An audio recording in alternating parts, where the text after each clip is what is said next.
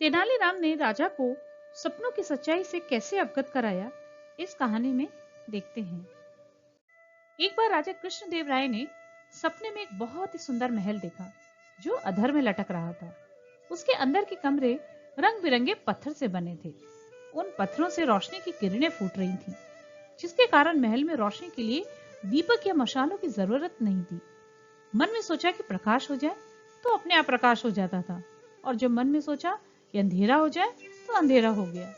उस महल में सुख और ऐश्वर्य के अनोखे साधन भी मौजूद थे। धरती से महल में पहुंचने के लिए केवल सोचना भर था। आंखें बंद करके मात्र इच्छा करने की देर थी कि व्यक्ति महल में होता। दूसरे दिन महाराज कृष्णदेव राय ने अपने राज्य में घोषणा करवा दी कि जो भी ऐसा महल बनाकर देगा उसे पुरस्कार में 1 लाख स्वर्ण मुद्राएं दी जाएंगी। सारे राज्य में राजा के सपनों की चर्चा होने लगी। जिसने भी सुना वही महाराज की बुद्धि पर तरस खाने लगा। अधिकांश लोगों की यही राय थी कि कभी सपने भी सच होते हैं, परंतु प्रत्यक्ष रूप में राजा से यह बात कहने की हिम्मत किसमें थी। महाराज ने राज्य के सभी कारीगरों को बुलवाया। सबको उन्होंने अपना सपना सुना दिया।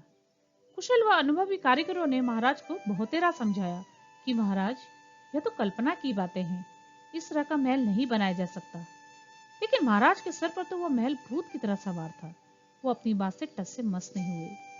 कुछ धूर्तों ने इस बात का लाभ उठाया। उन्होंने राजा से इस तरह का महल बना देने का वादा करके काफी धन बटोर लिया।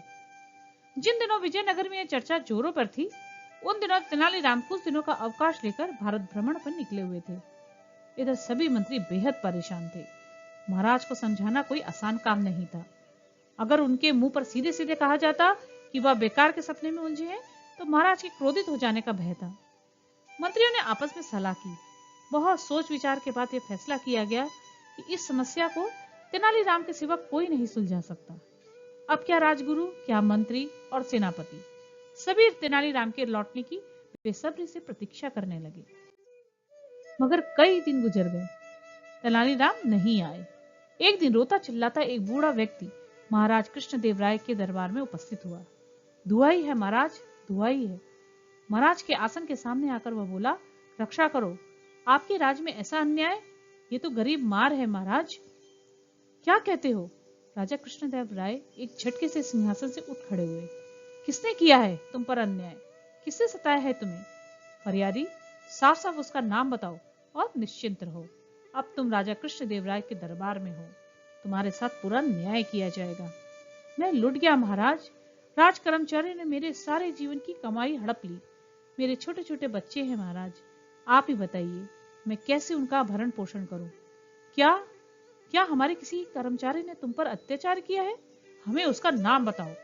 हमारे नाम पर प्रजा पर जुल्म ढालने वालों को हम खाल खिंचवा देंगे।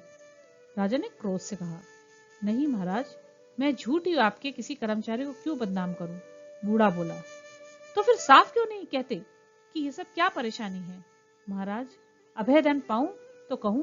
बूढ़े ने कहा, निर्भय रहो, तुम्हारा बाल भी बांका नहीं होगा। राजा ने विश्वास दिलाया, महाराज, कल रात मैंने सपने में देखा आप स्वयं अपने कई मंत्रियों और कर्मचारियों के साथ मेरे घर पधारे और मेरा संदूक उठवाकर आपने अपने खजाने में रखवा दिया। उस संदूक में मेरे जीवन भर की कमाई थी, 5,000 स्वर्ण मुद्राएं। उस बूढ़े व्यक्ति ने सिर झुकाकर कहा, विचित्र मूर्ख आदमी हो तुम, कहीं सपने भी सच हुआ करते हैं? राजा ने क्रोधित होते हुए कहा, आपने ठीक कहा महाराज, सपने सच नहीं हुआ करते। सपना चाहे अधर में लटके अनोखे महल का ही क्यों ना हो, और चाहे उसे महाराज ने ही क्यों ना देखा हो, सच नहीं हो सकता। राजा कृष्णदेव राय हैरान होकर उस बूढ़े की ओर देखने लगे। दरबारी भी हैरान और स्तब्ध थे। कौन है यह बदतमीज बूढ़ा जो ऐसा दुस्साहस कर रहा है?